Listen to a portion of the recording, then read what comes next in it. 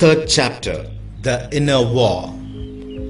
Another thing we have to understand is the function of our mind, especially in the game of pleasure and pain. The game of pleasure and pain takes a major role in our daily life. Suppose I meet with a heavy financial loss in my business. It gives me a great mental agony. Someone in my family gets an incurable disease. It causes me a great mental agony. The reasons for my mental agony may be different, but the mental agony is the same. The cause may be different, but the mental experience is the same. Suppose I regain my property that I had lost. It gives me a great mental pleasure. Somebody appreciates my work. It gives me a great mental pleasure. In the same way, if my family member gets cured of the incurable disease, it causes a great mental pleasure. The reasons for my mental pleasure is different, but the mental pleasure is one and the same. The unpleasant situation causes agony to us. The pleasant situation causes pleasure in our mind. It is natural. Our mind is so arranged to produce such kind of feelings. If anybody gets pleasure on the loss of one's properties, it is abnormal. It is normal only if he becomes sad. So, an average person will have the same feeling of pleasure and pain in a given situation. That is the normal function of the mind. Suppose someone has lost all his properties and there is no chance to regain it. He cannot rectify the situation. The situation causes him great mental agony. He suffers a lot with his mental agony. He cannot get any relief from his mental agony. The mental agony is also painful. What can he do with his mental agony? It is the nature of mind to produce mental agony. Everybody will have the same agony if put to that situation. It is the nature of the situation and it is the nature of the mind. There is no doubt about it. But are we prepared to accept the nature of our mind? Even though it is the nature of our mind, we cannot accept the pain of our mind. We want relief from our pain. We want mental peace. Otherwise, we would become mad. Our subconscious mind, as we have already seen, is the cause of our experiences. When we are put to a situation, our subconscious mind responds according to the situation. All such responses produced by our subconscious mind are expressed as conscious experience. So, what we experience as our mental agony is the expression made by our subconscious mind. Our subconscious mind is our mental structure. So, we cannot but produce the experiences according to the nature of our subconscious mind. We cannot directly control our subconscious mind. So, the expression from our subconscious mind is automatic. We cannot order what kind of feelings and experiences it should produce. It will act according to the circumstances it faces. Our conscious desires and longings will not be heard by the subconscious mind. Subconscious mind is not within the reach of our conscious mind. We may have unpleasant feeling upon our agony produced by our subconscious mind. Our conscious unpleasant feeling will not reach the subconscious mind. We may try to control the function of the subconscious mind, but we cannot control it. The conscious mind has only a very limited power over the subconscious mind. For example, we are put in an unpleasant situation. We get angry with someone else. Our anger is the expression of our subconscious mind, so we become angry with someone else.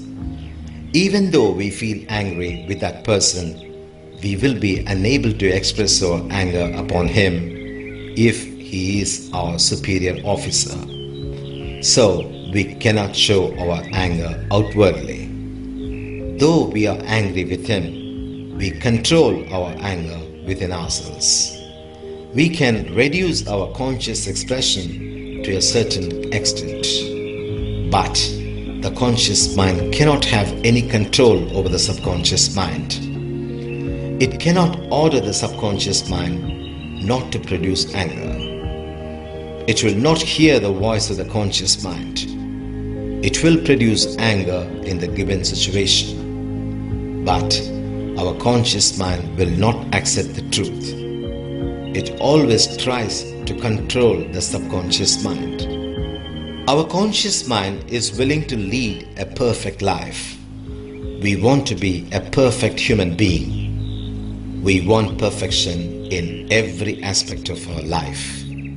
So, we want to shape ourselves in accordance with our theory about perfection. We want perfection in our words and deeds. We want perfect mind and perfect thought. We know what perfection is.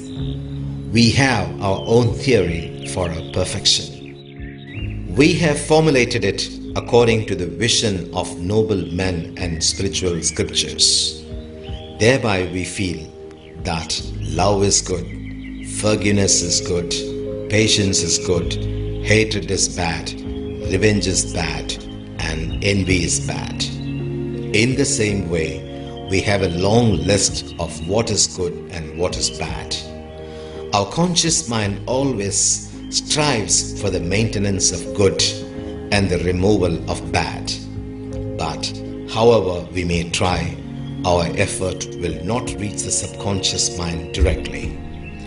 Our subconscious mind functions as it has been made in its depth. Our subconscious mind may have the mixture of good and bad qualities. It will express the quality of such feeling according to the circumstances in which it is placed. Our subconscious mind has no theory of perfection of its own. It is only a storehouse.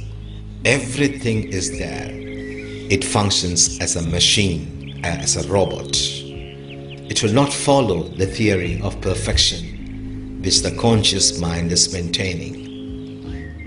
Everybody wants to be free from anger and hatred. But anger and hatred come out without one's willingness. Everybody wants peace of mind, but against one's will, there arise anxiety and worry. Our subconscious mind is designed like that. The content of the subconscious mind flows into the conscious mind according to the situation it faces. Our subconscious mind responds to the situation, producing the experiences what it feels necessary. It will not consult the conscious mind before producing the feelings. It expresses all its feelings according to the nature of its own. Its nature may be to produce sorrow. Its nature may be to produce fear. It functions according to its nature. But when we have the theory of perfection in our conscious mind, we feel the situation unpleasant because I become sorrow against my will. So I do not like the sorrow. So I am against my own feelings. So the conscious mind is always in war with the subconscious mind. The subconscious mind produces something and the conscious mind wants to alter it. The struggle becomes a routine affair. What is one to do in this situation? I am angry upon the negligent act of my neighbor. I think, according to my theory, that anger is bad. I do not want to have anger even at the wrongdoings of others. If the neighbor, for example, asks forgiveness for his negligent act, we are at once free from our anger. When the situation changes, the feeling produced by our subconscious mind also changes. But is it possible for us to change the situation every time so that we can be free of our bad feelings?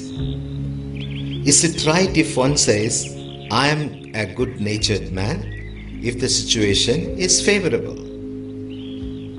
Don't think I am behaving bad. I will behave like a gentleman if the situation is acceptable. Is it right if one says like this? But this is the normal way of our life in the world. Our question is different. Can we be perfect at all times even if the situation does not change? The situations will be of various kinds. We cannot arrange them in accordance with our will. Each and every situation will arise out of the happenings of a chain of events. We cannot shape it according to our will. We can take control over certain things, but most of the things are beyond our reach and control. So, can we have our conscious mind and subconscious mind in perfect order without changing the situation? We have to bring order between the conscious and the subconscious minds. How can we pacify the conflict between the conscious and subconscious minds? Can we change the structure and nature of the subconscious mind? You and I cannot change the nature of the subconscious mind because we do not know the content of the subconscious mind. We can identify the nature of its content only when it comes as conscious experience. It is one-way traffic. The subconscious mind alone can use the way to the consciousness, but the consciousness cannot enter in that way to the subconscious mind.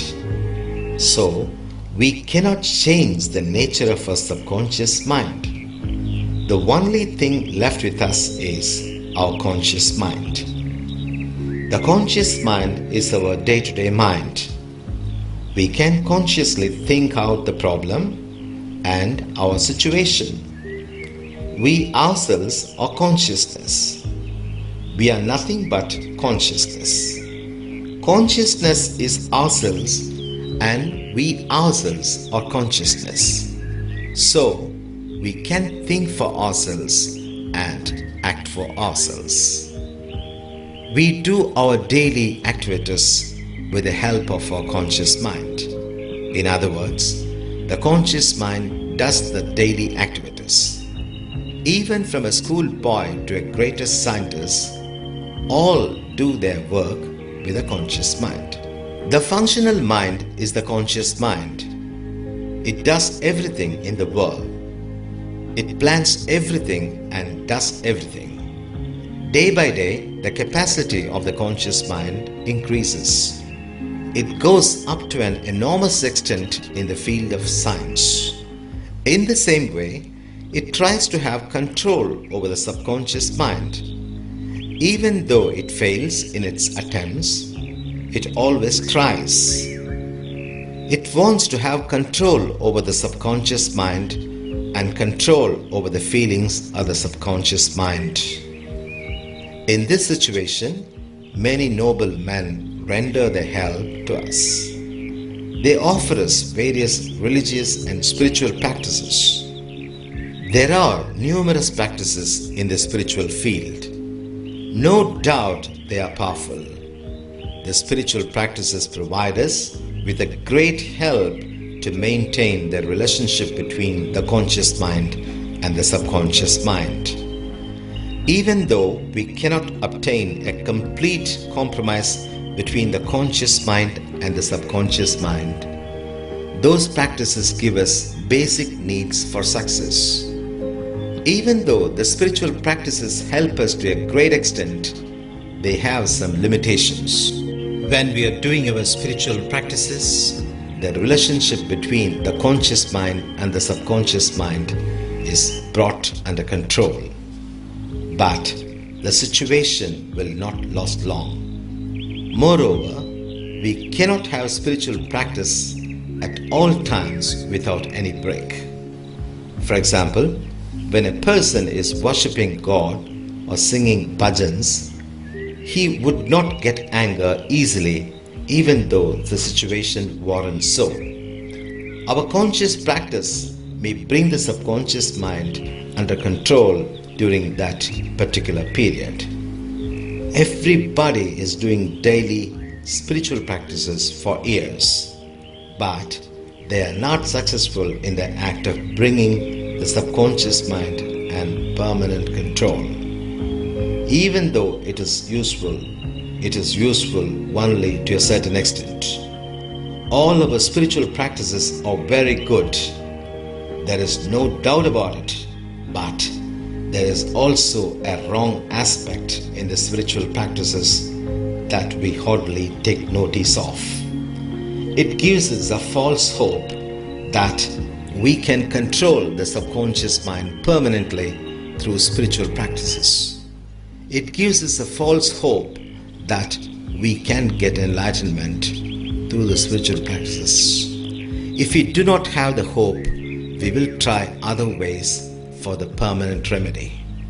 Spiritual practices are very much helpful, but they are helpful only to a certain extent. After that, the same practices which gave us progress will detain us in a certain state forever. Then, after a long period only, one would come to know that he was detained in a wrong and monotonous state. Spiritual practices are good. We have to make use of them, and afterwards we have to step away from the practice. If we are unable to bring an end to the conflict between the conscious mind and the subconscious mind through our spiritual practices, then what else can we do? Next comes the way of understanding. When understanding operates, the entire problem is solved immediately. The war between the conscious mind and the subconscious mind comes to an end permanently. Only by this understanding, the lifelong war comes to an end. Such is the nature of this kind of understanding. Buddha tried so many spiritual practices. He underwent so many penances. At last he found out and realized the limitations of the spiritual practices. In a fraction of a second, he got this understanding under the Bodhi tree. This understanding is very rare because he himself attained it without the help of anyone else. But it is very simple if one is also simple, open and honest in one's approach to what enlightenment is.